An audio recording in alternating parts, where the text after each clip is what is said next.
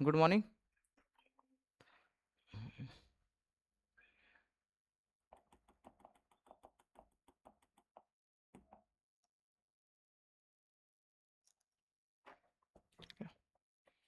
बाल विकास में अधिगम ये हम देखेंगे आज, ठीक है। अधिगम मतलब होता है लर्निंग, सीखना, ठीक है। इस साइड बैठेंगे तो ज़्यादा अच्छा रहेगा, ऐसे मेरे को लगता है। इधर आप आ जाइए, है ना, अकेले हैं तो। बाल विकास में अधिगम,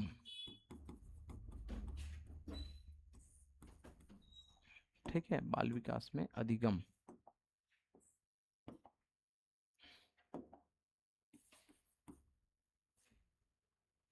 अधिगम लर्निंग इसको बोलते हैं, ठीक है। तो बाल विकास मतलब बच्चे जो है आपके विकसित होते होते क्या क्या चीज सीखते हैं और किस विधि से, किस प्रक्रिया से आपके वो सीखते हैं या ग्रहण करते हैं, ठीक है। उसको बोलते हैं आपके अधिगम, ठीक है। तो इसको थोड़ा परिभाषित कर लेते हैं। तो एक प्रक्रिया है, अधिगम एक प्रक्रिया है ना, जिसके द्वारा, है ना, व्यक्ति, है ना, व्यक्ति बोलो या फिर बालक, व्यक्ति अनुभव, अभ्यास तथा प्रशिक्षण, अनुभव, अभ्यास तथा प्रशिक्षण के द्वारा ज्ञान, कौशल, व्यवहार और आदतों के दृष्टिकोण से, ठीक है, के द्वारा अपने ज्ञान, नॉलेज, स्किल, कौशल, व्यवहार, बिहेवियर, ठीक है, आदतों एवं दृष्टिकोण, ठीक है, दृष्टिकोण में स्थायी परिवर्तन लाता है, स्थायी परिवर्तन लाता है, परिवर्तन लाता है। इसको बोलते हैं हम लोग आपके लर्निंग। तो एक प्रक्रिया है जिसके माध्यम से, है ना, जिसमें व्यक्ति ये तीन चीज के अभ्यास हो गए, ठीक है, अनुभव हो गया और प्रशिक्षण, इनके द्वारा ही क्या करते हैं, अपने ज्ञान है, कौशल है, व्यवहार है, आदत और दृष्टिकोण, ठीक है, इसमें आपके परिवर्तन लाता है। तो स्थायी परिवर्तन होता है ये, ठीक है, ध्यान रखेंगे। अस्थायी मतलब होता है आपके कुछ समय के लिए, लेकिन ऐसा नहीं है, ठीक है। स्थायी मतलब ये हमेशा आपके रहेंगे उसके लाइफ में, ठीक है। तो इसको आपके अन्य कुछ परिभाषा, है ना, परिभाषा भी दिए गए हैं जो मनोवैज्ञानिक है। तो परिभाषाएं लिख लीजिए, परिभाषाएं,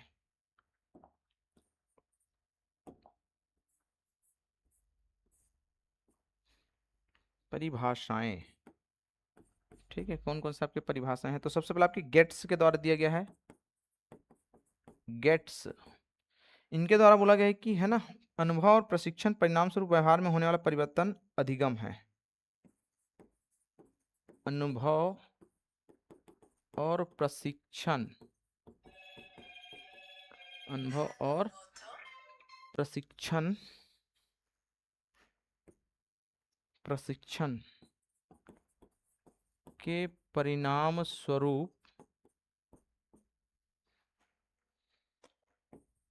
व्यवहार में होने वाले, व्यवहार में होने वाले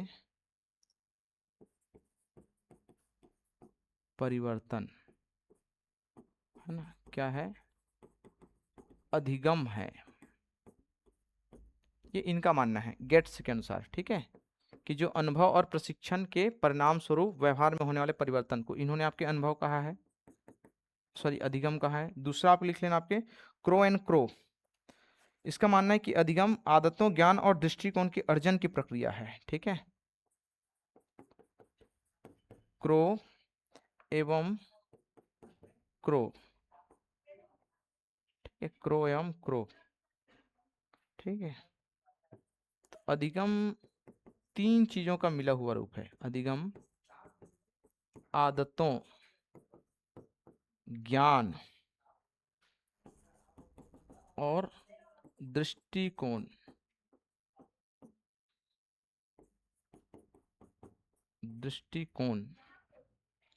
के अर्जन की अर्जन की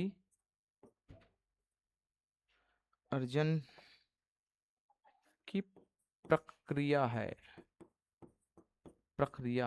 ठीक है, ये इनका मानना है। ठीक है, एक बार और देखते हैं क्या क्या बोल रहा है ये। ठीक है, क्रो एंड क्रो, ये तीन चीजों का आपके मिला जुला रूप बताया है। आदत है, ज्ञान है और दृष्टिकोण। ठीक है, इन तीनों का मिला जुला आपके रूप है, इसको बोलते हैं आपके अधिगम। ऊपर वाला आपके बोलता है कि अनुभव और प्रशिक्षण के परिणाम स्वरूप होने वाले आपके व्यवहार में परिवर्तन है, व्यवहार में, इसको आपके गेट्स ने बोला है।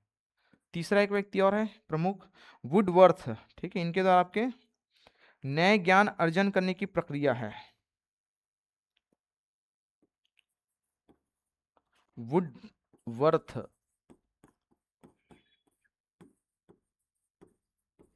अनुभव, नए ज्ञान एवं प्रक्रियाओं का अर्जन, अनुभव, नए ज्ञान,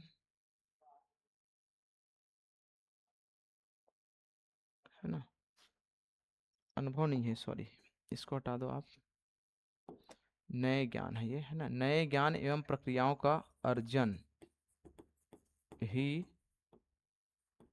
अधिगम है, इनका मानना है ये। ठीक है, नए ज्ञान और प्रक्रियाओं का, ठीक है, प्रोसेस, ये माना आपके वुडवर्थ का। ठीक है, तो ये तीन आपके व्यक्ति हो गए जो प्रमुख है, गेट्स, क्रो एंड क्रो और वुडवर्थ। अब आप कहते हैं इसके, है ना, अधिगम की या अधिगम को प्रभावित करने वाले कारक। तो जो कारक हम लोग बाल विकास में देखे थे, ज्यादातर कारक उसी में है, लेकिन एक दो पॉइंट जो विशेष है उसको मैं अलग से लिखा रहा हूं। ठीक है, जो आपके हमारे सीखने को प्रभावित करेगा कि बच्चे किस कारण से नहीं सीख पाते हैं या जल्दी सीख पाते हैं। ठीक है, तो यहां हम लिखेंगे आपके अधिगम को प्रभावित करने वाले कारक।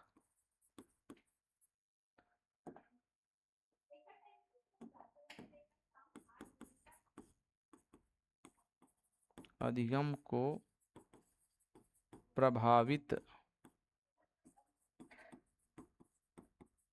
करने वाले कारक। ठीक है, सबसे पहला कारक आपके बुद्धि, इंटेलिजेंस, बुद्धि। ठीक है, अगर बच्चे का बुद्धि का विकास अगर ठीक ठाक हुआ है तो बच्चे क्या करेंगे, जल्दी सीखेंगे। ठीक है, दूसरा आपके अभिप्रेरणा, मोटिवेशन। ठीक है, तो अगर बच्चे के अंदर अगर अभिप्रेरणा है, मोटिवेशन अगर वो लेता है तो वो भी बच्चे कैसे होंगे, जल्दी सीखेंगे। ठीक है, इसको बोलते हैं मोटिवेशन। ठीक है, लेकिन ये दोनों प्रकार के होते हैं, मोटिवेशन के बारे में आगे पढ़ेंगे। ठीक है, ये आंतरिक भी होता है, बाह्य भी होता है। ठीक है, ज्यादातर जो आपके बच्चे सीखते हैं आपके आंतरिक मोटिवेशन से हैं, मतलब छोटे बच्चे जब होते हैं तो बाह्य है ना, लेकिन जैसे आप बड़े होते हैं तो आप आपके आंतरिक मोटिवेशन से सीखते हैं, बाहर के जो वातावरण है ये आपको ज्यादा मोटिवेट नहीं कर सकते हैं। फिर आप आ जाए आपके तीसरा नंबर। ठीक है, रुचि और ध्यान, रुचि और ध्यान, अगर बच्चे को इंटरेस्ट है तो भी जल्दी सीखेंगे, अब रुचि ही नहीं है तो वो नहीं सीख पाएंगे, जाहिर सी बात है ना। और ध्यान भी जरूरी है पढ़ने लिखने के लिए, आपके ये तो अनिवार्य है ध्यान।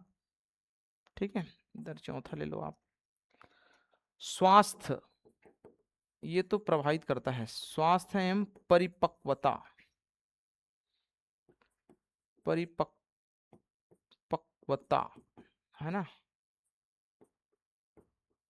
स्वास्थ्य एवं परिपक्वता। ठीक, परिपक्वता मतलब होता है एक ऐसा उम्र जिसके आधार पर वो व्यक्ति या बच्चे जो है आपके किस ज्ञान को अर्जन कर सकते हैं। ठीक है, जैसे मान के चलो अगर बहुत छोटा बच्चा है, जैसे अगर 2 साल का है, तो उसको हम अगर जोड़ना सिखाएंगे तो नहीं सिखा सकते, क्योंकि वो इसको ग्रहण करने के लिए परिपक्व ही नहीं हुआ है वो, है ना। मतलब ये कम से कम आपके 4 साल या 5 साल हो जाएंगे तभी जाकर के आपके ये जोड़ना सीखेंगे। तो इस ज्ञान को अर्जन करने के लिए ये जो उम्र है 4 से 5, वो उसकी परिपक्वता उम्र है। ठीक है। ऐसा नहीं कि हम बहुत छोटे बच्चों को जोड़ना घटाना सिखा देंगे, नहीं सीख सकते हैं, है ना। हाँ, अगर बहुत अभ्यास करेंगे तो ले दे करके 10 में से एक आध को हम भले सिखा सकते हैं, बहुत ज्यादा अभ्यास करेंगे तो, ठीक है। लेकिन वैसे आपके उस बच्चे का आईक्यू भी होना चाहिए ग्रहण करने के लिए, ठीक है, तब जाकर के। लेकिन आपके क्या है, एक परिपक्वता लेवल होता है कि वो बच्चे आपके एक उम्र के बाद ही उसको सीखते हैं। इसी कारण आपके क्या है, हमारे जो पाठ्यक्रम बनते हैं कि, है ना, नर्सरी में क्या पढ़ेंगे, फिर उसके बाद आपके, है ना, लोअर केजी, फिर आपके अपर केजी में, फिर पहला क्लास, दूसरा क्लास, वो परिपक्वता के आधार पर आपके उसका सब्जेक्ट निर्धारित होती है। 5वां नंबर आपके हैं पारिवारिक वातावरण। पारिवारिक वातावरण, तो ये तो पहले भी पढ़े हम लोग, ये सारी चीज को प्रभावित करती है, ठीक है। परिवार का माहौल कैसा है। नेक्स्ट आपके विद्यालय एवं शिक्षक, ये मोस्ट इंपॉर्टेंट है। विद्यालय एवं शिक्षक ये सबसे ज्यादा प्रेरित करते हैं, ठीक है, मतलब अधिगम के लिए, क्योंकि सबसे अधिक सिखाने का काम कौन करता है, यही करेंगे।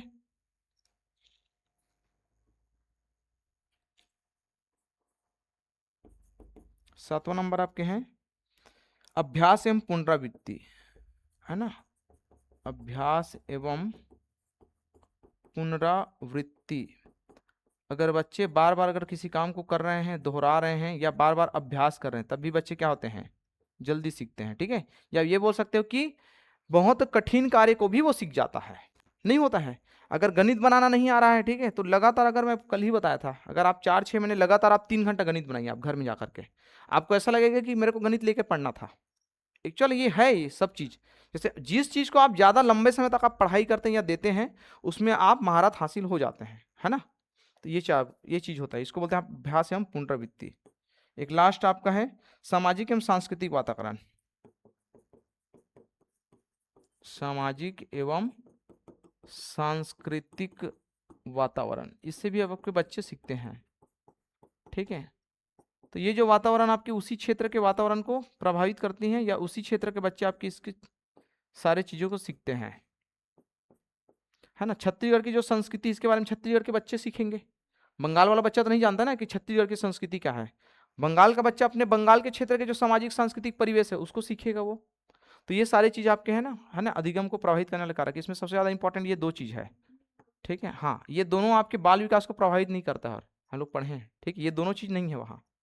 ये अधिगम को प्रभावित करने वाला आपके कारक है, ठीक है। ये भी आपके अधिगम में ही आएगा, बाल विकास को प्रभावित नहीं करता है ये, ठीक है। नेक्स्ट आप कहते हैं कि अधिगम को आपके बहुत सारे वैज्ञानिक ने, मनोवैज्ञानिक ने, है ना, अलग अलग प्रकार में बांटा है और समझाया है, ठीक है। इस विशेषता भी लिखेंगे क्या, अधिगम की 1-2 विशेषता लिख लीजिए जो थोड़ा सा हमको, है ना, काम आएगा। फीचर्स, है ना, तो अधिगम की विशेषता, है ना,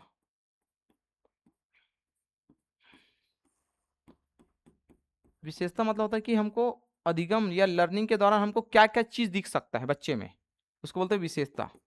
तो पहला है कि ये जो अधिगम होता है वो आपके हमेशा सतत प्रक्रिया ही, एक सतत प्रक्रिया है। विकास भी सतत प्रक्रिया है, पढ़े हम लोग भाई, बाल विकास भी क्या है, सतत है ना, मतलब हमेशा ये होते रहेगा, ठीक है। व्यक्ति अपने हर उम्र तक ये सीखता है। दूसरा ये कि यह आपके अनुभव और अभ्यास पर आधारित है, अनुभव एवं अभ्यास पर आधारित है, ठीक है। मतलब जितना ज्यादा आप अनुभव करते हैं, ठीक है, या अनुभव से सीखेंगे और अभ्यास से सीख सकते हैं सबसे ज्यादा,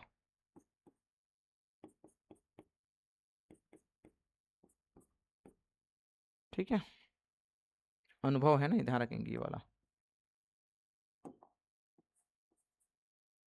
तीसरा आपके हैं यह व्यवहार में क्या करता है, स्थायी परिवर्तन लाता है,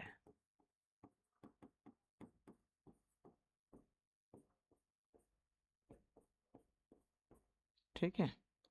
तो स्थायी परिवर्तन लाता है तो कैसे पता चलेगा, तो ये पता चलता है, आप देख लीजिए, जो बच्चे अगर स्कूल जा रहे हैं, जो बच्चे स्कूल नहीं जा रहे हैं, आपको स्पष्ट समझ में आ जाएगा दोनों को व्यवहार में, ठीक है। पूरी संभावना है 90% कि जो बच्चे स्कूल जा रहे हैं वो हो सकता है आपके सभ्य मिलेंगे, ठीक है, बातचीत करने में आपके थोड़ा अलग ही दिखेंगे, ठीक है, उसका हाव भाव अलग पहचानेगा। लेकिन जो बच्चे अगर स्कूल नहीं जा रहे हैं वो आप देख के पहचान जाएंगे, ठीक है, या हो सकता है आप उससे बातचीत करके जान जाएंगे कि बच्चे स्कूल नहीं जा रहे हैं। ठीक है, तो ये चीज आपके क्या है, उसके व्यवहार में क्या ला रहा है, स्थायी परिवर्तन ला रहे हैं। ठीक है, नेक्स्ट आपके हैं इसमें, हाँ, प्रत्येक बच्चे में आपके अधिगम अलग अलग गति से होता है। प्रत्येक बच्चे में अधिगम अलग अलग गति से होती है, अलग अलग गति से होती है। ठीक है, और इसको हम लोग जानते भी हैं भाई, बच्चा जो आपके सीखने की गति सबकी क्या होगी, अलग अलग होगी। कोई बच्चा आपके इंटेलिजेंट अधिक है तो जल्दी सीखेगा, कोई बच्चे आपके देर से सीखेंगे। ठीक है, नेक्स्ट आपके हैं, लास्ट आपके, अधिगम नकारात्मक और सकारात्मक दोनों हो सकते हैं, ये इंपॉर्टेंट है। जरूरी नहीं कि बच्चा आपके केवल सकारात्मक सकारात्मक ही सीखेगा, है ना। तो अधिगम नकारात्मक, ठीक है, नकारात्मक एवं सकारात्मक दोनों होती है, दोनों होती है। ठीक है, मतलब निगेटिव चीज भी सीखते हैं वातावरण से वो, ठीक है, या अभ्यास के माध्यम से, और पॉजिटिव चीज भी सीखते हैं, है ना। गाली गलौज नहीं सीखते क्या बच्चे लोग, अधिगम से ही सीखते हैं ना, है ना। तो आपके क्या है, उसका नकारात्मक पक्ष हो गया वो। ठीक है, तो नकारात्मक और सकारात्मक। ठीक है, ये तो इसमें आपके दो तीन चीज ध्यान रखेंगे। इसमें आपकी ये है स्थायी परिवर्तन, ठीक है। दूसरा आपकी ये, हर एक बच्चे की जो गति है, लर्निंग की गति, वो क्या होती है, अलग अलग होती है, और नकारात्मक और सकारात्मक होता है। ठीक है, सबसे मुख्य बात है कि अधिगम में आपके अनुभव और अभ्यास पर आधारित है। मतलब बच्चा जितना ज़्यादा आपके अनुभव करेगा या फिर अभ्यास करेगा, वो आपके क्या होगा, सीखते जाएगा। ठीक है, मैं यही बताया हूँ कि अगर जैसे आपका इंटेलिजेंट बच्चा है, अगर वो गणित में बहुत अच्छा है, लेकिन अगर वो बहुत दिनों से गणित नहीं बना रहा है, तो दिक्कत है ना कि बाद में उसको हो सकता है कि उसको लास्ट में अगर ना, अगर कोई बढ़िया अगर गणित पूछे तो उससे ना बने। और एक आपके एवरेज बच्चा है लेकिन वो डेली गणित बना रहा है, जिसको पहले गणित बनाना नहीं आता था, लेकिन अगर डेली वो अभ्यास कर रहा है, तो संभव है कि जो कठिन से कठिन गणित को भी बाद में वो बना लेगा। ठीक है, तो ये आपके है अनुभव और अभ्यास पर आधारित है। अब इसके आपके प्रकार में आते हैं, टाइप में। ठीक है, तो बहुत सारे आपके मनोवैज्ञानिक अलग अलग प्रकार बताए हैं, ठीक है, अधिगम के। तो उसमें से कुछ विशेष पढ़ते हैं जो आपके पूछे जाते हैं। अधिगम के प्रकार, है ना, कौन कौन सा आपके प्रकार है। तो अलग अलग मनोवैज्ञानिक के द्वारा आपको दिया गया। सबसे पहले आप देखते हैं आपके प्रयत्न एवं भूल द्वारा अधिगम, ट्रायल एंड एरर लर्निंग। प्रयत्न एवं भूल द्वारा अधिगम, है ना। तो इसको आपके दिया है, किसने दिया है, तो इधर नाम लिखेंगे। हाँ बताओ। हाँ, एल थार्नडाइक।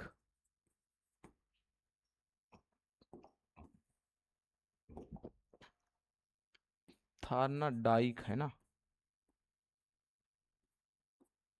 थार्नडाइक, इसके द्वारा आपके दिया गया है। इसको नाम से पता चल रहा है क्या है, देखो, प्रयत्न एवं भूल द्वारा अधिगम, मतलब ये है कि बच्चा लगातार आपके प्रयास कर करके, ठीक है, और आपके गलत चीजों को फिर से सुधार करके क्या कर सकते हैं, वो सीख सकता है। ठीक है, तो इसको बोलते हैं आपके प्रयत्न, मतलब आपके लगातार अभ्यास एवं गलतियों को सुधार करके, है ना, क्योंकि भूल मतलब क्या होता है, गलती। ठीक है, तो लगातार अगर वो अभ्यास कर रहा है, ठीक है, और जहां जहां आपके उसको प्रॉब्लम हो रही है ना, या जहां जहां उससे गलती हो उसको क्या करेगा, सुधारेगा। तो लगातार अभ्यास एवं गलतियों को सुधार कर कर सीखना। ठीक है, इसको बोलते हैं आपके प्रयत्न एवं भूल द्वारा अधिगम। जैसे बच्चा पहली बार अगर साइकिल चलाना सीख रहा है तो तुरंत सीख जाएगा क्या, नहीं सीखेगा। ठीक है, पहली बार तो बच्चा छोड़ो ना, खुद का अनुभव से देखो, पहली बार अगर आप साइकिल चलाना सीखते हैं ना, तो ब्रेक नहीं समझ में आता है, वो चलाने के लिए हम जानते हैं, ब्रेक कहाँ लगाना ये नहीं पता रहता है। फिर बाद में लोग ब्रेक लगाना सीखेंगे, फिर सामने का ब्रेक कब उपयोग करना है ये पता चलता है। ठीक है, अचानक से नहीं कर सकते हैं। तो सारे चीज को क्या कर रहे हैं, वो लगातार अभ्यास से और गलतियों से ही सीखता है। ठीक है, दूसरा उदाहरण इसका आप चाहे देख लीजिए, है ना, जैसे आप देखेंगे ज्यादातर आपके ना जो त्रैमासिक जो पेपर होते हैं, हाफ क्वार्टर क्या बोलते हैं, है ना, हाफ क्वार्टरली, इसमें ज्यादातर बच्चे फेल होते हैं। ठीक है, फिर आपके क्वार्टरली होते हैं, नहीं हाफ ईयरली होता है ना, ये क्वार्टरली, उसके बाद आपके हाफ ईयरली होता है।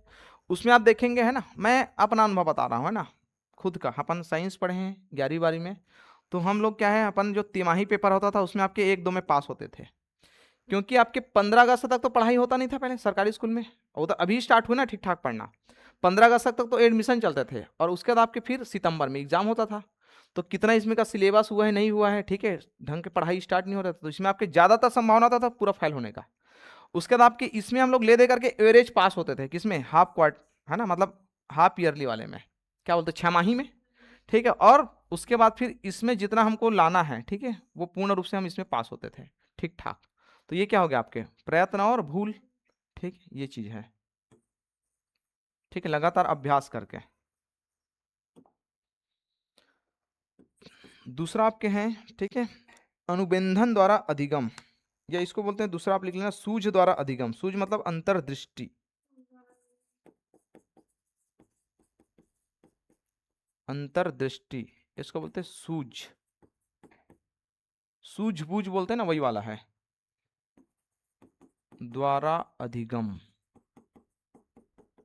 ठीक है, इसको आपके दिया है वी कोहलर ने।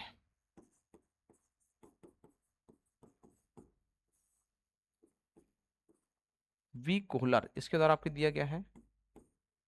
ठीक है, तो अंतर्दृष्टि, ठीक है, अंतर्दृष्टि मतलब होता है आपके स्वयं के समझ। ठीक है,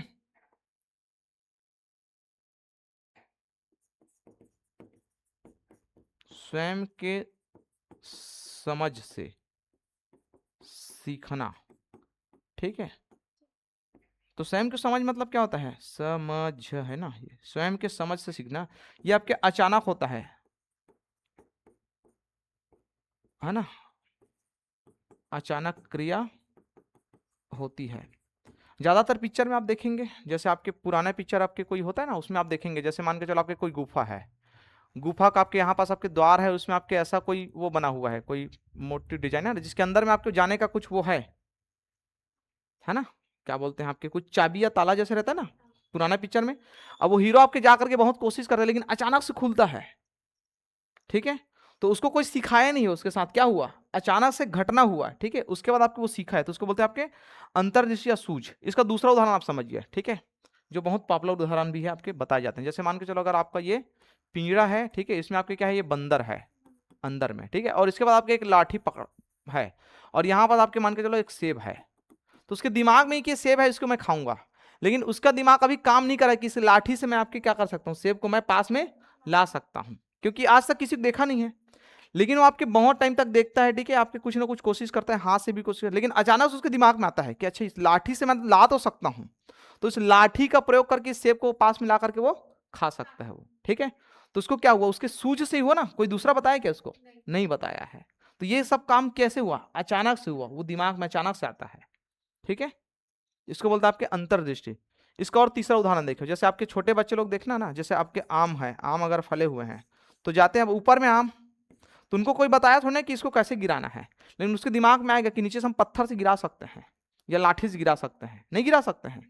तो ये उसका क्या चीज है, सूझ, सूझबूझ, है ना, या अंतर्दृष्टि के माध्यम से कि हम क्या करेंगे कि वो आम नीचे गिरेगा। हाँ, ठीक है, या कई बार ऐसे भी देखना, जैसे आपके कोई है ना पर्दा वगैरह होता है, ठीक है, इसमें अगर बच्चे, 2 बच्चे हैं ना, स्कूल का मान के चलो पर्दा, 2 बच्चे इसको भागना है, गेट से नहीं भाग सकते हैं, तो क्या करेंगे कि एक बच्चे नीचे से उसको सहायता करते हैं ना, ये इनका स्वयं का सूझ ही तो है ना, वो सहायता करेगा, फिर ऊपर चढ़ेगा, फिर ऊपर वाले नीचे वाले को हाथ से खींचेगा वो, दोनों फिर, है ना। हाँ, तो ये चीज है। ठीक है, तो उदाहरण को आप याद रखिएगा तो समझ में आएगा। ठीक है, अगर पूछेंगे पेपर में तो आप ऐसे याद रख लीजिए। ठीक है, ये आपके कौन है, कोहलर, कोहलर मतलब बंदर वाला उदाहरण याद रख लेना, बंदर प्लस सेब आ जाएगा याद। ठीक है, बंदर सेब वाला आपकी उदाहरण है, कोहलर का है। ठीक है, तीसरा आपके उदाहरण है, या तीसरा आपके है सिद्धांत, तीसरा सिद्धांत आपके हैं, ठीक है, जिसको बोलते हैं अनुकरण द्वारा, इसको बोलते हैं इमिटेशन, इसको तो जानते हो आपके। ठीक है, अनुकरण, अनुकरण मतलब क्या है? नकल, अनुकरण द्वारा, ठीक है, अधिगम। तो इसको तो सारे मानव समाज या फिर पशु समाज इसको करता ही है। भाई बच्चे किसको देख करके सीखते हैं? माँ बाप की क्रियाविधि को, सब चीज को, है ना। तो अनुकरण द्वारा अधिकास हो गया क्या?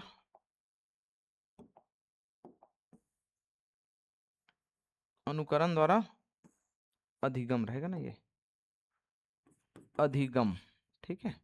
इसको आपके दिया है, इसको दिया है आपके कौन? ए बंदूरा ने, ठीक है। इन्होंने दो आपके दिए हैं, अनुकरण और अवलोकन दोनों दिया है। ए बंदूरा, बंडूरा लिखा है कई बुक में, ये बंदूरा भी है ना, ए बंडूरा, ठीक है। तो अनुकरण मतलब होता है आपके नकल, नकल द्वारा बच्चे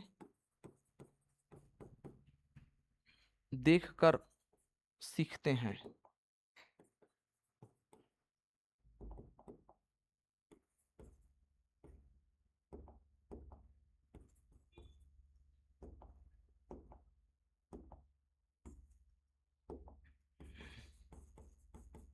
देखकर सीखते हैं, ठीक है।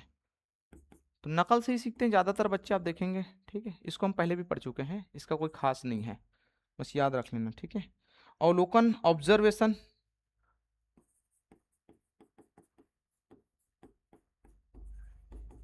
अवलोकन द्वारा अधिगम, ठीक है। तो इसको भी आपकी इसी ने दिया है, ए बंडूरा ने।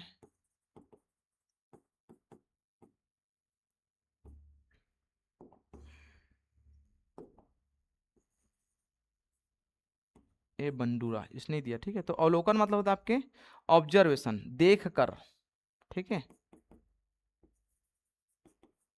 ध्यान से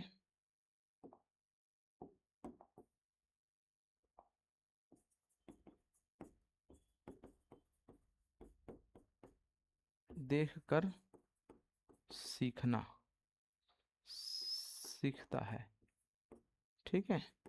वो बोलते हैं ना वेट एंड वॉच वाला, ठीक है। जैसे मैं कुछ करके दिखा रहा हूं, आप लोग देखिए, उसके बाद फिर स्वयं से कर करके, है ना, सीखना, ठीक है। तो उसको बोलते हैं अवलोकन द्वारा।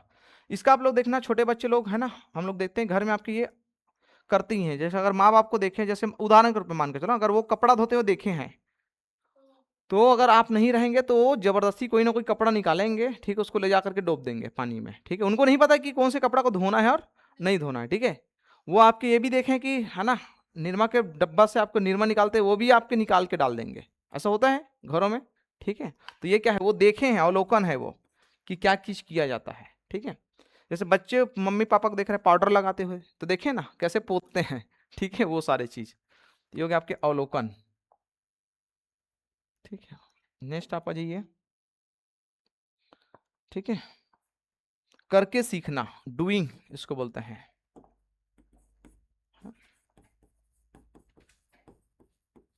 करके सीखना, है ना। डूइंग लर्निंग इसको बोलते हैं, डूइंग इसको लिख लेना, डूइंग अधिगम,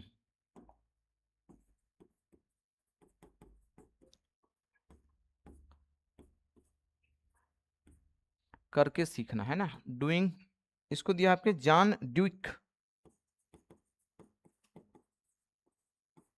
जॉन डुई, डुई इसका नाम है ना, नाम से डुई है तो डूइंग ऐसा याद रख लेना, याद रखने का तरीका ये ठीक है,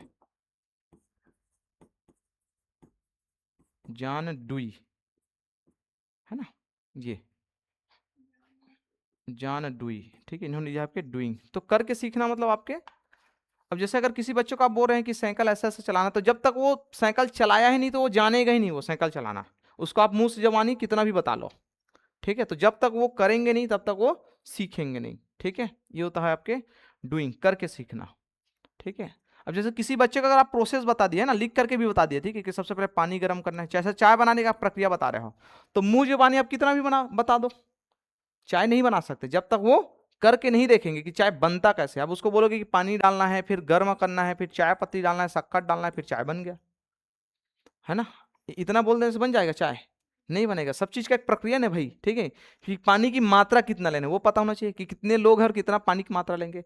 उसको ये नहीं पता कि शक्कर कितना डालना है, एक्चुअल रियल बात है, जिसको आज तक अगर चाय नहीं बनाना है उसको आप बोल दीजिए चाय बनाने के लिए, वो शक्कर नहीं डाल पाएगा, कितना डालना है। उनको चाय पत्ती का मात्रा नहीं पता है, ठीक है, कितना टाइम तक उसको आपको डबकाना है वही नहीं पता है। तो सारे चीज का क्या है, जब तक वो कर के नहीं देखेंगे तब तक वो नहीं सीखेंगे, ठीक है। तो वो क्या है, एक प्रक्रिया है, प्रक्रिया को पूरा जब तक आप फॉलो नहीं करेंगे तक आप तो नहीं होने वाला है, ठीक है। नेक्स्ट आपके इसमें आपके शास्त्रीय अनुबंध, ठीक है, क्लासिकल इसको बोलते हैं, 6वां नंबर शास्त्रीय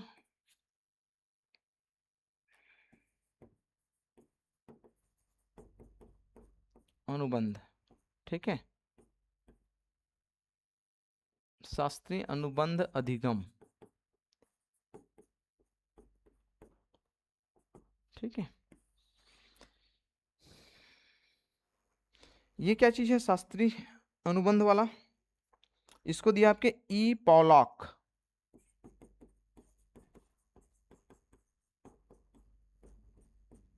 पॉलॉक है ना, इसके द्वारा दिया गया है। तो शास्त्रीय अनुबंध अधिगम अनुबंध, इसका मतलब होता है कि ये आपके उद्दीपन के द्वारा होता है, ठीक है।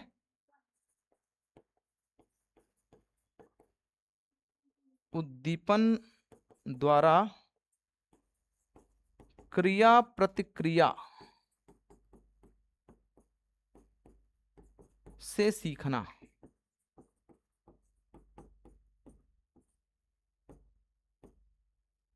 क्रिया प्रतिक्रिया से सीखना, ठीक है, इसको बोलते हैं आपके शास्त्रीय अनुबंध, ठीक है। इसका उदाहरण आपके प्रयोग करके बताए हैं, इसका उदाहरण आप लिख लेना है ना, जैसे आपके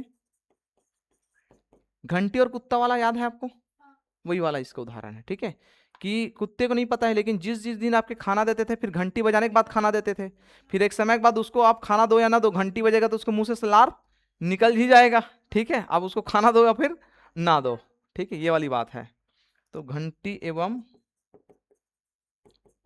कुत्ते के मुंह से लार आना, ठीक है,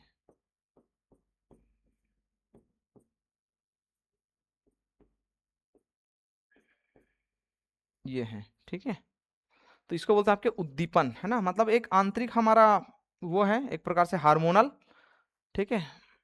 उद्दीपन को क्या बोलेंगे, ठीक है, हार्मोनल बोल सकते हैं उसको ना, उद्दीपन है ये,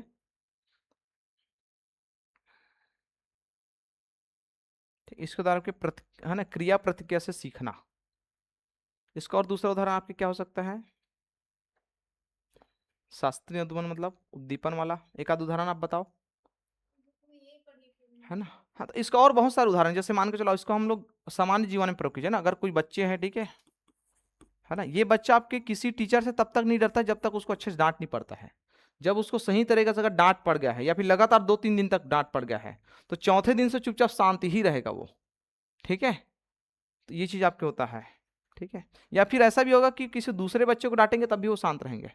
ऐसा घरों में होता है ना कि एक बच्चे मार खाता है, 2 बच्चे ऑलरेडी शांत हो जाते हैं, होता है कि नहीं होता है, ऐसा होता है, ठीक है। हाँ, तो ये सारी चीज आपके हैं।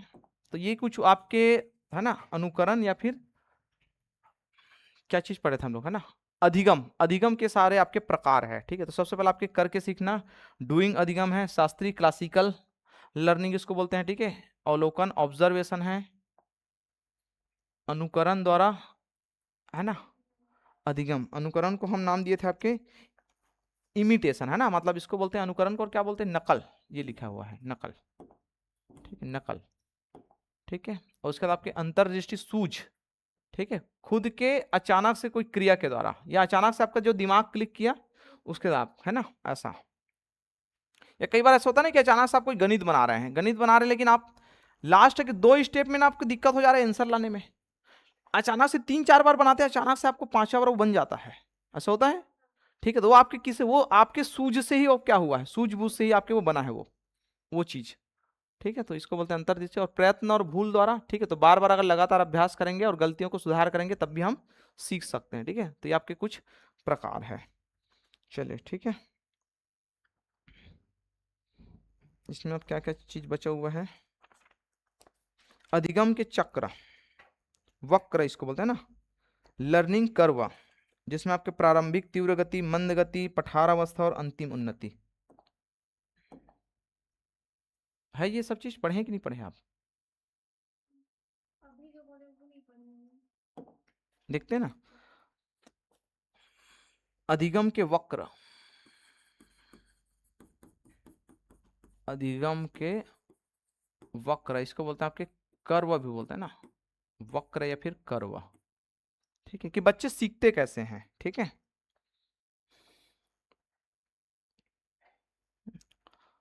तो अधिगम वक्र मतलब क्या होता है कि यह अधिगम का रेखा चित्र है जो बताता है कि अभ्यास बढ़ने के साथ साथ बच्चे किस गति से सीखते हैं। ठीक है, तो यह एक रेखा चित्र है।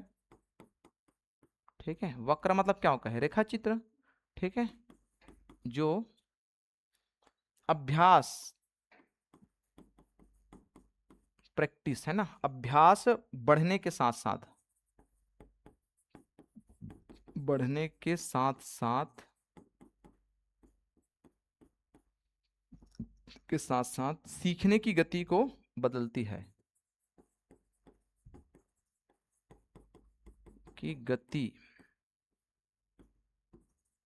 को बदलती है। ठीक है, सीखने की गति को बदलती है। ठीक है, तो ये कैसे बदलता है, तो इसको हम लोग एक रेखा चित्र समझेंगे। चलिए एक बना लेते हैं। कर्व मतलब क्या है, वक्र ही तो है ना, वक्र हमको खींचना पड़ेगा। ऐसे आप बना लीजिए। ठीक है, इसमें आपके क्या है, ये आपके अधिगम की गति है। ठीक है, अधिगम ये ऐसा सीखता ही है। ठीक है, लर्निंग, और इधर आपके उसका अभ्यास है, अभ्यास। ठीक है, इधर ये चलेगा। तो इसको आपको 4 स्टेज में आपके बांटा गया है। ठीक है, ऐसा। ठीक है, प्रारंभिक अवस्था इसको बोलते हैं आपके प्रारंभिक स्टेज। ठीक है, इस स्टेज में क्या करता है कि बच्चा आपके तीव्र प्रगति करता है, तीव्र प्रगति करेगा मतलब जल्दी से सीखता है ये। ठीक है, दूसरा वाला जो आपकी स्टेज है इसमें आपके क्या है, थोड़ा सा कम हो जाएगा। हाँ थोड़ा कम हो जाएगा ये। ठीक है, तो इसको बोलते हैं मंद प्रगति। दूसरा स्टेज आपके मंद प्रगति है ना, मतलब सीखेगा लेकिन थोड़ा दिक्कत अवस्था। वाली ठीक है, अवस्था में आएगा। हाँ ठीक है। और तीसरा नंबर इसको बोलते हैं आपके पठार अवस्था। ये इंपॉर्टेंट है, ये अवस्था क्या हो जाता है आपके अस्थायी रूप से रुक जाती है। ठीक है, इसको बोलते हैं आपके पठार अवस्था। सर ये मंद गति उत्तर वाले वाले अवस्था में होगा ना, प्रारंभिक वाले अवस्था में। इसके एक्चुअल में इसका ना उम्र नहीं दिया है। ठीक है, वो बच्चे के ऊपर है। हाँ, लेकिन सभी बच्चे इसी प्रकार से सीखते हैं। ठीक है, जैसे कुछ बच्चे आपके ना कोई चीज को अगर 2 वर्ष में सीख रहा है तो कोई दूसरा बच्चा हो सकता है इसको 3 वर्ष में सीखेगा, और कोई और बच्चे होंगे जो आपके 4 या 5 वर्ष में सीखेंगे ना। लेकिन ये है कि सभी बच्चे ऐसे ही सीखते हैं इसी अवस्था में। सबसे पहले उसका प्रारंभिक आएगा, फिर आपके मंद आएंगे, फिर पठार अवस्था आएंगे, और फिर उसके बाद आप कहेंगे अंतिम उन्नति, अंतिम उन्नति अवस्था। इसको होता है आपके चौथा स्टेज, तीसरा स्टेज है ये, है ना। पहला है, ये तीसरा है, और ये चौथा है। ठीक है,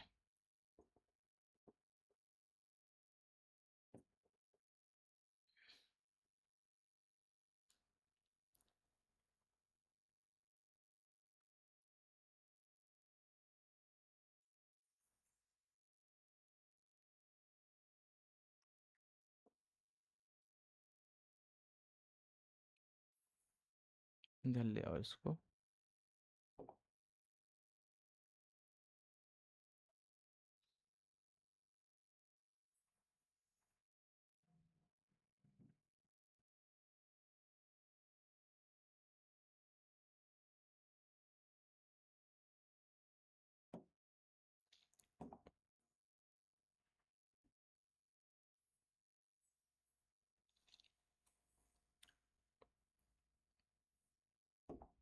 ठीक है, ऐसे सो कर लो तो समझ में आएगा ये। ठीक है, प्रारंभिक अवस्था है ना, दूसरा इसको बोलते हैं आपके मंद अवस्था, ये सेकंड नंबर का स्टेज है ये। और ये आपके तीसरा है आपके पठार अवस्था, और ये चौथा आपके अंतिम उन्नति अवस्था। ऐसा है। ठीक है, और इधर आप नीचे में आप कर लीजिए इसको अभ्यास, ऐसा, ठीक है। जैसे जैसे अभ्यास करते जाते हैं वैसे वैसे सीखते जाता है, ठीक है। तो देखो प्रारंभिक अवस्था इसको हम बोला गया है आपके तीव्र प्रगति। तो तीव्र प्रगति मान के चलो आपके सीधा ऐसे सीखा वो, ठीक है, यहाँ से आपके सीधा ऐसा जा रहा है, ठीक है, सीधा। दूसरा लेख पे देखो, यहाँ पास आपके जाने के बाद मंद प्रगति, मतलब इसकी जो सीखने की जो स्थिति अब थोड़ा से धीरे हो गई है, ठीक है, ठीक है। उसके बाद आपके पठार अवस्था, पठार अवस्था मतलब आपके होता है कि इस अवस्था में आपके ये कुछ भी नहीं सीखेगा। पठार मतलब क्या होता है, देखो मैदान, पठार, ठीक है, और उसके बाद आपके ये पर्वत, ऐसे होता है जमीन के 3 हिस्से, जानते हैं, ठीक है। तो मैदान मतलब पूर्णतः समतल, उससे ऊंचा हुआ जो भाग है, और पर्वत से नीचे वाले जो भाग, इसको बोलते हैं आपके पठार, ठीक है। और इसके ऊपर जो भाग होता है क्या होता है, लगभग सपाट होता है ये, ठीक है। और उसके बाद आपके जो कोना हुआ जो फैला हुआ मिलेगा जो आपको सबसे ऊंचा, इसको बोलते हैं आपके पर्वत। तो ये जो बीच वाला अवस्था है इसको बोलते हैं आपके पठार, और पठार के बाद आपके फिर से आपके ये थोड़ा से आपके फिर सीखना स्टार्ट करेगा ऐसा। तो इस प्रकार से इसकी एक गति है। तो इसमें आप देखेंगे तो देखो ये वाला आपके क्या है, तीव्र गति है, सीधा सीधा जा रहा है। उसके बाद आपके थोड़ा सा मंद गति हुआ ये वाला। उसके बाद आपके लगभग लगभग आपके अस्थायी से रुक गया है ये गति, ठीक है। उसके बाद आपके फिर से लास्ट में आपके फिर से धीरे धीरे ऊपर जा रहा है ये। तो ऐसा आपका ये चौथा चरण है, ठीक है, इसको बोलते हैं, ठीक है, ठीक है। इसका मतलब क्या होता है कि इसमें आपके बच्चे क्या होते हैं, जल्दी सीखते हैं, ठीक है। इस अवस्था में बच्चे जल्दी सीखते हैं, ठीक है। दूसरा नंबर आपके है ना, सीखने की गति धीमी हो जाती है इसमें, मंद वाले में, नाम से पता चल रहा है ना, ठीक है। इसको इधर लिख लेना आप कि एक का थोड़ा अलग से डिफाइन कर दें। इधर लिख लेते हैं जी, एक काम करते हैं, ठीक है, इसको इधर अलग से डिफाइन कर लेते हैं। चलो, पहला जो अवस्था है आपकी इसको बोलते हैं आपके तीव्र अवस्था। तो यहां लिखेंगे आपके बच्चे तीव्र गति से सीखते हैं, तीव्र गति से सीखते हैं, ठीक है। दूसरा नंबर आपके हैं मंद प्रगति, मंद प्रगति, ठीक है। इसमें बच्चे, ठीक है, की सीखने की दर, सीखने की गति लिख लो, की गति धीमी हो जाती है, ठीक है, थोड़ी धीमी हो जाती है। और पठार अवस्था में आपके कुछ समय तक प्रगति लगभग रुक जाती है, ठीक है, सीखने की जो गति लगभग रुक जाती है, इसको बोला आपके पठार अवस्था, ठीक है। इस समय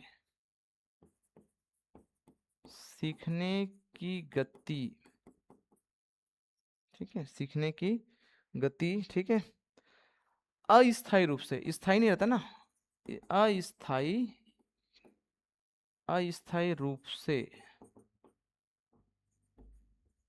रुक जाती है, ठीक है। फिर चौथा स्टेज आपके आते हैं, इसमें आपके है ना अंतिम उन्नति है। तो अंतिम उन्नति इसको बोलते हैं अंतिम उन्नति का अवस्था। तो इस अवस्था में क्या करेंगे हम लोग, अब अभ्यास करेंगे, प्रैक्टिस करेंगे, ठीक है, ठीक है, उचित अभ्यास। इस अवस्था में उचित अभ्यास, ठीक है, विश्राम प्रेरणा, विश्राम प्रेरणा, है ना, विश्राम प्रेरणा के माध्यम से, के माध्यम से पुनः स्थायी रूप से सीखना, है ना। इस अवस्था में उचित अभ्यास, है ना, उचित अभ्यास विश्राम प्रेरणा के माध्यम से पुनः स्थायी रूप से सीखना, ठीक है, प्रारंभ हो जाती है, हो जाती है, ठीक है। तो ये जो सारे अवस्था ये सभी बच्चों में दिखाई देता है ना, बशर्ते ये है कि अनुपात में ये कम ज्यादा हो सकता है, लेकिन सभी बच्चों में यही आपकी स्थिति होती है, ये आपके बोला गया है, ठीक है। इसके बारे में हम देखते हैं आपके चारों को अच्छे से याद रखने से पूछा जाता है आपके तेज प्रकृति या तीव्र प्रकृति है, दूसरा आपके मंद प्रकृति, तीसरा आपके पठार अवस्था और अंतिम अवस्था, ठीक है। तो तीसरा नंबर आपके जो पठार अवस्था है ज्यादा इंपॉर्टेंट है, ठीक है। इसमें पूछा जाता है कि पठार अवस्था अस्थायी है कि स्थायी है, क्या है ये, अस्थायी है कि स्थायी है, तो अस्थायी अवस्था है ये, है ना, मतलब भाई एक समय के बाद ये चेंज हो जाएगा ना, स्थायी थोड़ी ना है कि आपने सीखना बंद ही कर दिया टोटल, अस्थायी है, फिर से चालू कर देंगे हम, ठीक है। तो इसकी मैं अधिगम वक्र की विशेषता लिखा देता हूं ना,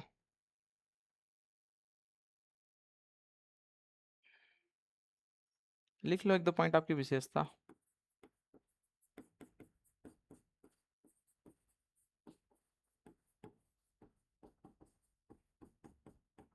अधिगम वक्र की विशेषता,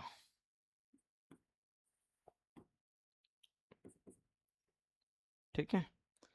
पहला पहला इसमें है आपके तेज प्रकृति, सॉरी,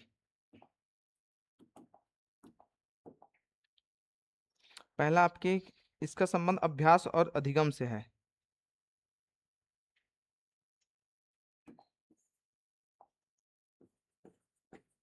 यह अभ्यास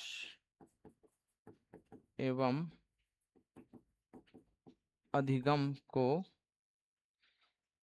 है ना, अभ्यास एवं अधिगम के संबंध को बताता है, ठीक है। कौन बताता है, ये वक्र, ठीक है, अभ्यास और सीखने की, ठीक है, संबंध को। दूसरा आपके प्रत्येक व्यक्ति में यह अलग अलग होता है, ठीक है।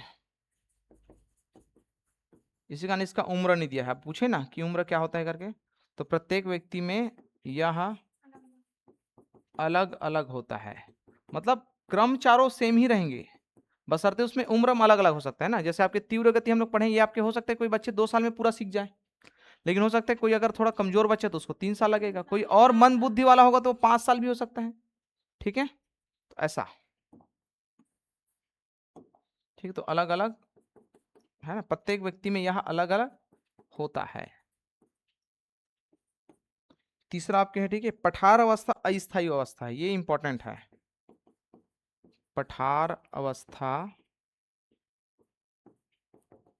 अस्थायी अवस्था है,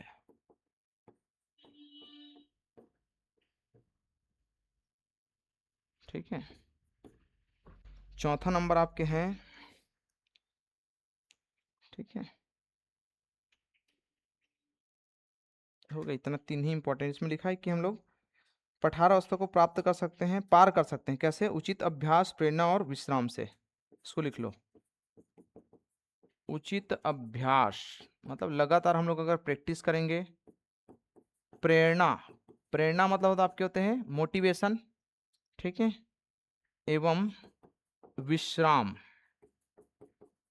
यहाँ विश्राम के शब्द ये नहीं है ना आराम करना, यहाँ विश्राम का मतलब है आपके आराम से बैठ करके सोचना कि क्यों मैं आगे नहीं बढ़ पा रहा हूँ, ठीक है, इसका मतलब ये होता है, ठीक है। और आगे मैं और क्या कर सकता हूँ, तो आगे आप क्या कर सकते हैं, या तो किसी से आपके प्रेरणा लेंगे, ये क्या गलत दिखा दिया, प्रेरणा, प्रेरणा है ना,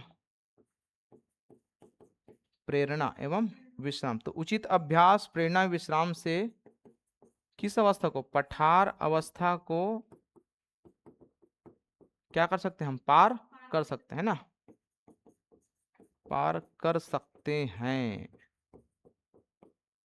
ठीक है, पार कर सकते हैं।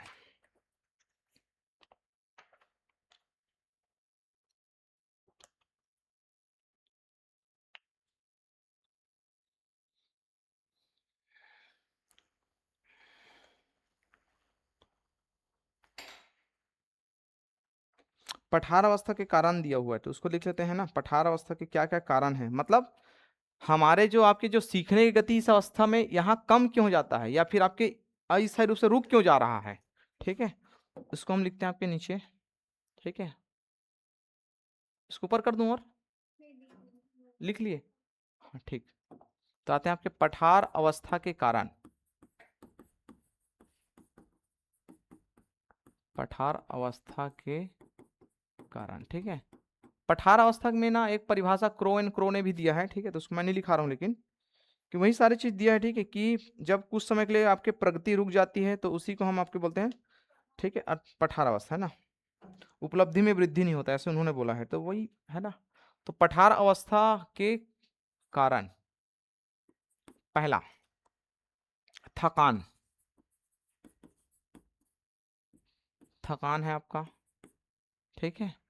मतलब ये मान के चलो कि लगातार आपके व्यक्ति मेहनत किया है ना, कठोर मेहनत किया, उसके बाद आपकी फिर इसकी मेहनत थोड़ा कम हो गया, अब उसके बाद आपके शिथिल हो गया बीच में, ऐसे ही चले ना हम लोग। हाँ पहले तीव्र गति से हुआ, फिर थोड़ा गति कम हुआ, हाँ फिर उसके बाद हम लोग आपके क्या है इस स्टेज पर जो पठार, मतलब यहाँ आपके क्या हो चुका है, थकान, थकान कि अब हो गया, ये वाली बात आ जाती है, होता है, ठीक है।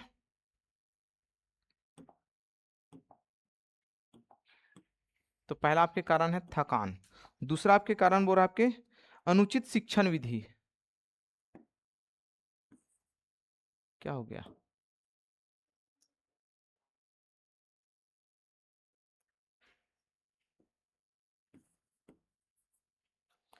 अनुचित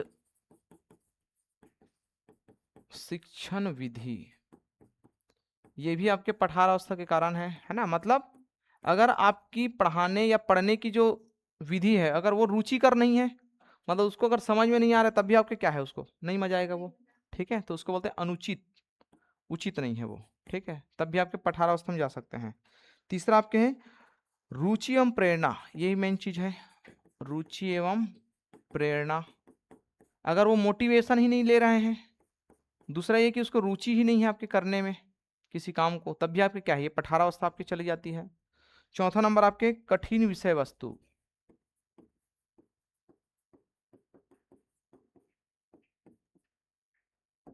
कठिन विषय वस्तु,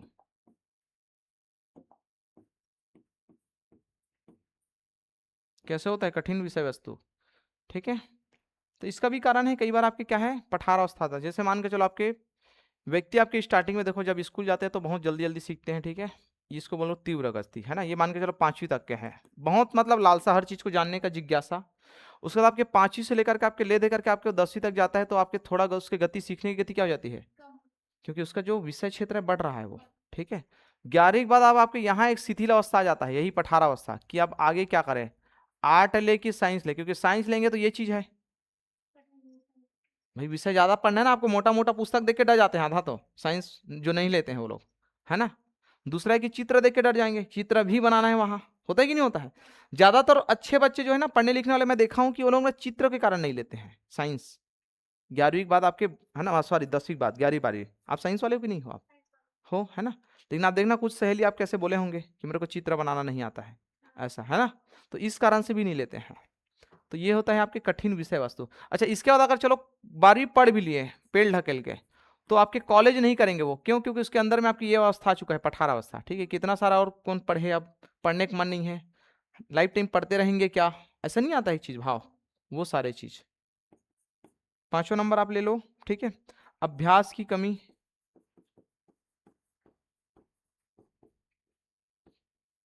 ठीक है। अगर लगातार अगर निगेटिव परिणाम मिल रहे हैं तो उसको बोलते हैं आपके अभ्यास की कमी, ठीक है। श्वास संबंधी समस्या भी हो सकता है आपके, छठवां नंबर आपके स्वास्थ्य संबंधित समस्या,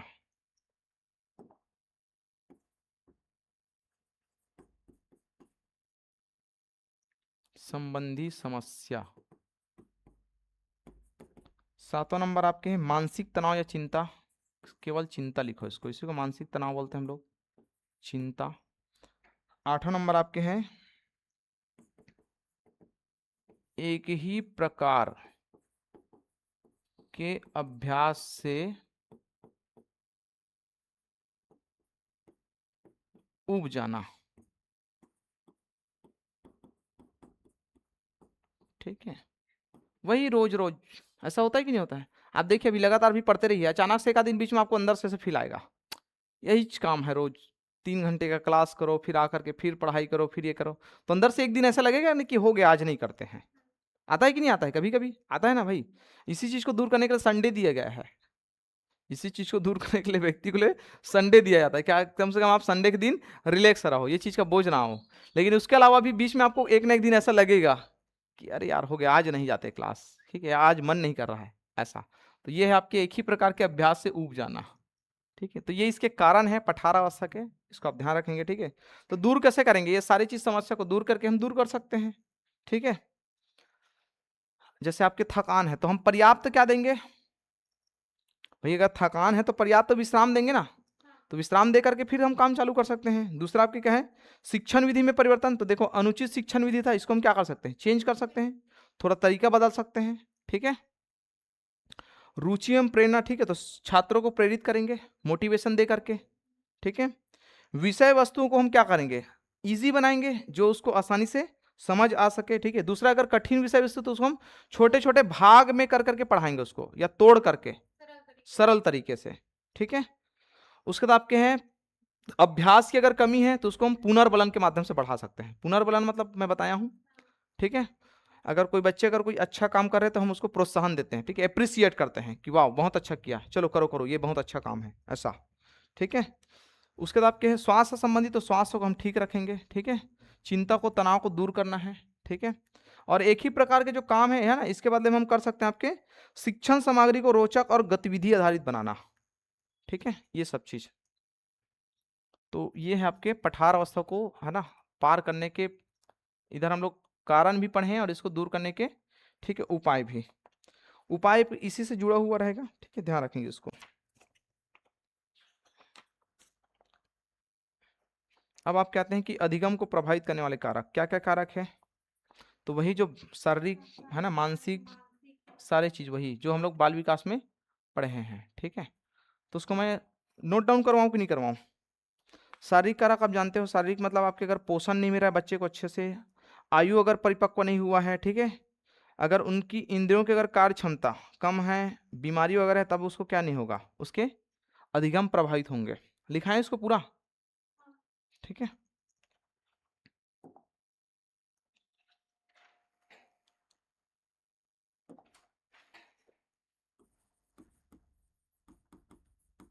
अधिगम को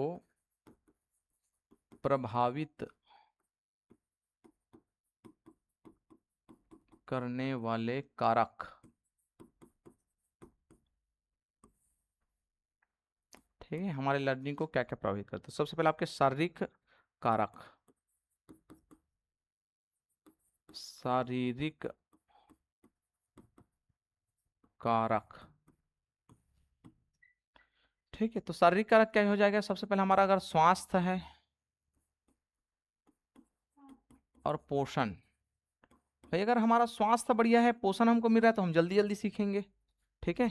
और अगर ये चीज नहीं है तो हम थोड़ा से दिक्कत हो जाएगी सीखने में। दूसरा आपकी क्या है? आयु एवं परिपक्वता, आयु एवं परिपक्वता। अब इसको भी हम लोग ऊपर देखे थे, यदि आपका उम्र ही नहीं हुआ है, परिपक्व ही नहीं हो, तो भी आप नहीं सीख सकते हैं, ठीक है। तीसरा आप किसी में लिख लेना, आपके इंद्रियों का कार्य क्षमता, इंद्रियों की कार्य क्षमता, ठीक है। इंद्रियों की कार्य क्षमता मतलब होता है कि उसका जो कैचिंग पावर है, 5 प्रकार के इंद्रिय होते हैं, ठीक है। तो उस इंद्रियों में अगर जैसे आप अगर उसका आंख ही ठीक से अगर काम नहीं कर रहा है, चश्मा उस्मा का प्रॉब्लम है, या चश्मा लगा हुआ है तो 1 घंटे के बाद उसका आंख दर्द कर देता है, तो बच्चे सीख नहीं पाएगा। आप एक ही घंटा तक पढ़ा पाएंगे ना भाई, 3-4 घंटे क्लास नहीं ले पाएगा, ठीक है, ये है। अगर कान का सुनाई नहीं दे रहा है, अगर वो लगाया हुआ है, कुछ अंजर में चिप वगैरह आता है ना, मशीन वगैरह, हाँ, तो उसमें भी आपके क्या होगा? उसको प्रॉब्लम होगी। तो इंद्रियों की कार्य क्षमता। नेक्स्ट आप किसमें आपके बीमारी, या इसको बोलते हैं आपके थकान। अगर थकान और बीमारी, तब भी बच्चे आपके जल्दी नहीं सीखेंगे, ठीक है। तो इसको बोलते हैं आपके शारीरिक है। नेक्स्ट आपके लिखेंगे, दूसरा नंबर आपके है मानसिक,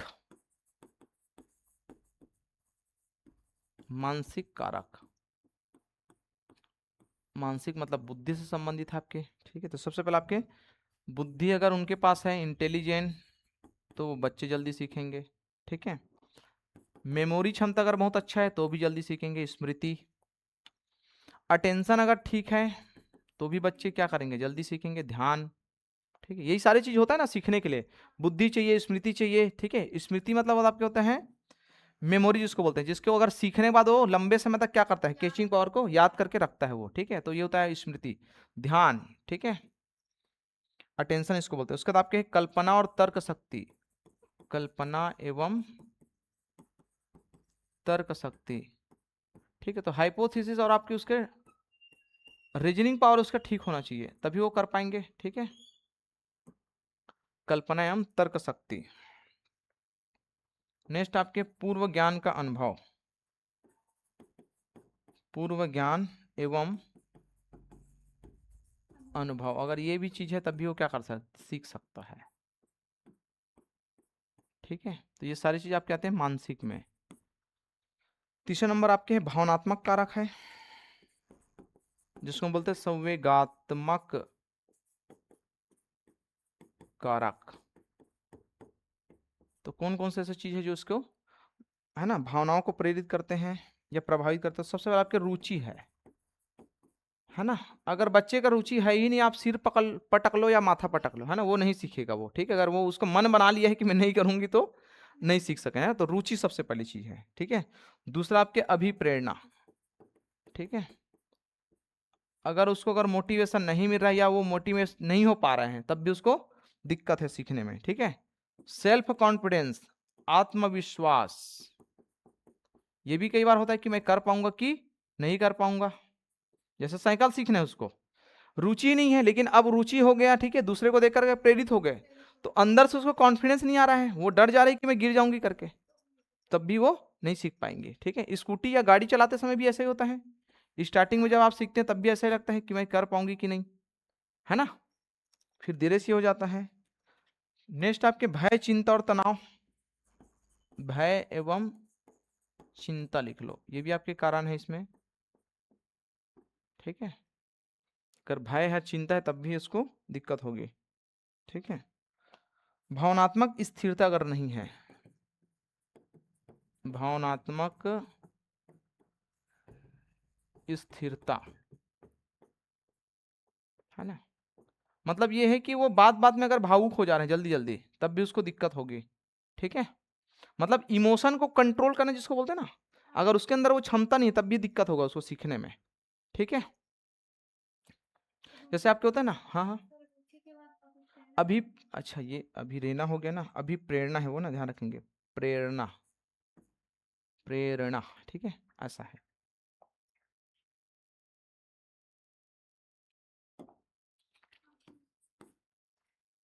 चौथा आपके सामाजिक कारक भी है आपके,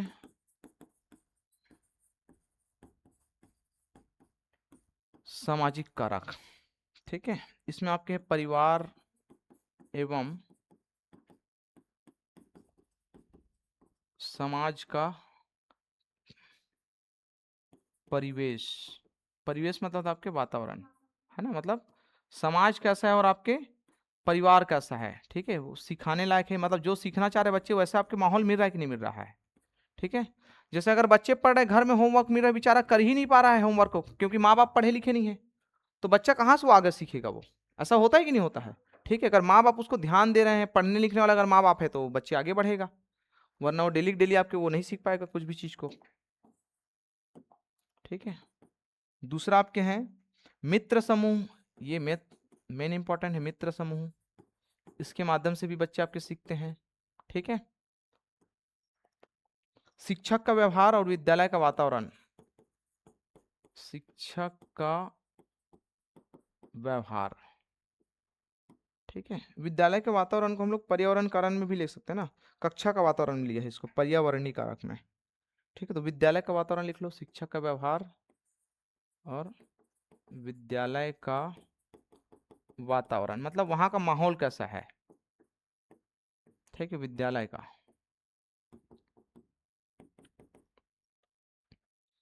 है ना। उसके बाद आपके सामाजिक सांस्कृतिक परिवेश,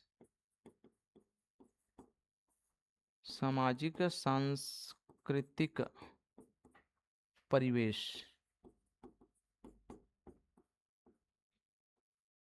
ठीक है, वातावरण, ये सारी चीज आपके है सामाजिक कारक है ये। 5वां नंबर आपके लिख लेना, ठीक है। शिक्षण संबंधी कारक है जो बच्चे के अधिगम को प्रभावित करता है, शिक्षण संबंधित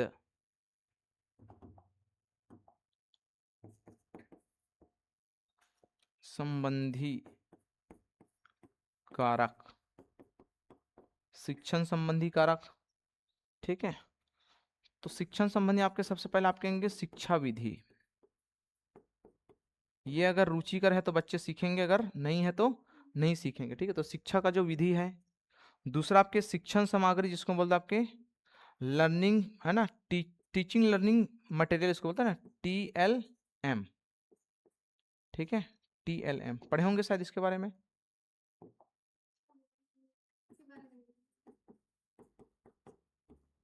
शिक्षण सामग्री इसको बोलते हैं ना।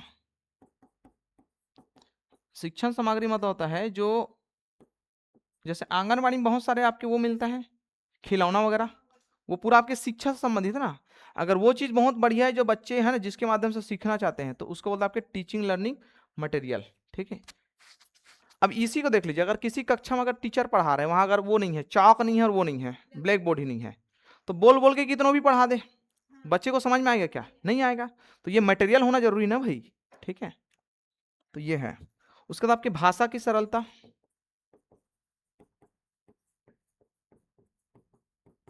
ठीक है। तो भाषा की सरलता में आप कहेंगे कि जो लैंग्वेज है टीचर का, या वहां के जो आपके लैंग्वेज है, उसको आपके ध्यान में रखेंगे, ठीक है। मूल्यांकन और प्रतिपुष्टि, मूल्यांकन, है ना, इसके माध्यम से भी आपके टीचर प्रेरित करते हैं, मूल्यांकन एवं फीडबैक, प्रतिपूर्ति, ठीक है। अगर ये अगर प्रॉपर हो रहा है तो बच्चे आपके क्या है, सीखते हैं जल्दी जल्दी, है ना।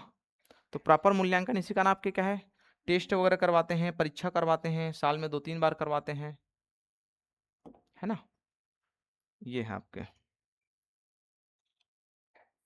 6वां नंबर आपके पर्यावरणीय कारक, पर्यावरणीय कारक, ठीक है। तो इसमें आपको मिलेंगे आपके कक्षा का वातावरण। ऊपर हम देखे थे विद्यालय का वातावरण, ये आपके कक्षा का वातावरण है, ठीक है। कि जो बच्चे और उनके साथ वाले जो बच्चे हैं वो कैसे हैं, क्योंकि बच्चे आपके बच्चे को देख करके सीखते हैं ना, तो उसी प्रकार है ना। तो कक्षा का वातावरण है। दूसरा नंबर आपके इसमें प्रकाश, वायु और बैठने की व्यवस्था, प्रकाश, वायु एवं बैठने की व्यवस्था, इससे भी बच्चे आपके सीखते हैं,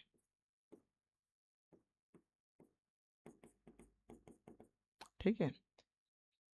तीसरा आपके शोर शराबा, शोर शराबा, अगर बहुत ज्यादा अगर आसपास एरिया में अगर, है ना, कोलाहल है, तब भी बच्चे को क्या होगा, प्रॉब्लम होगी सीखने में, है ना, शोर शराबा। उसके बाद आपके तकनीकी संसाधनों की उपलब्धता,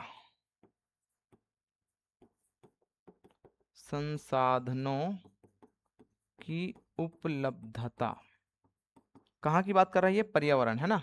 तो हम अगर हमारे आसपास में अगर ये तकनीकी को भी पर्यावरण में लिया है, इसको थोड़ा ध्यान रखेंगे। जैसे मान के चलो आपके यहाँ है ना, अगर स्कूल है, लाइट नहीं है, अंधेरा है, और वहाँ अंधेरा है, तब भी दिक्कत होगा। जैसे कंप्यूटर ज्ञान के बारे में अगर बता रहे हैं सर, और कंप्यूटर बच्चे देखे ही नहीं है, भाई टेक्नोलॉजी का मतलब वही हुआ ना कि आपके यहाँ कंप्यूटर है, उसको आप जा करके फील करवाएंगे कि देखो कंप्यूटर ये होता है, ये माउस है, ये कीबोर्ड है। वरना आप मुंह जुबानी बता रहे तब भी दिक्कत होगा। तो ये सारी चीज क्या है, तकनीकी संसाधनों को उपलब्धता है, ठीक है। प्रोजेक्टर वगैरह जैसे आपके होते हैं ना। एक लास्ट आप लिख लेना, आपके 7वां नंबर आर्थिक कारक भी है,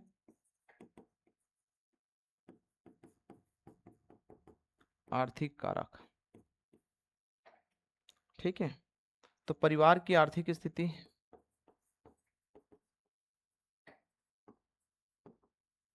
आर्थिक स्थिति ये आपकी एक समस्या है, ठीक है। अगर परिवार की आर्थिक स्थिति, तो भी आपके बच्चे की लर्निंग में आपके क्या होता है, समस्या उत्पन्न करते हैं। जाहिर सी बात है भाई, ज्यादातर आपके बच्चे जो है वो गरीब परिवार के बच्चे आगे पढ़ ही नहीं पाते हैं, सीधी सी बात है इसमें ना, एक कॉमन सा उदाहरण है।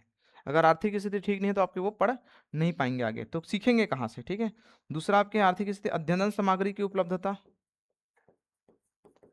सामग्री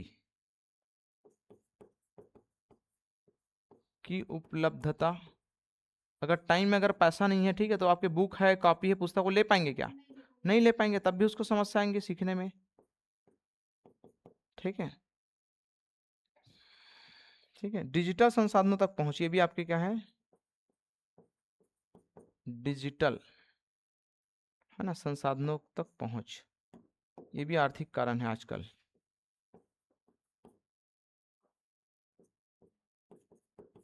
संसाधनों तक पहुंच, ठीक है।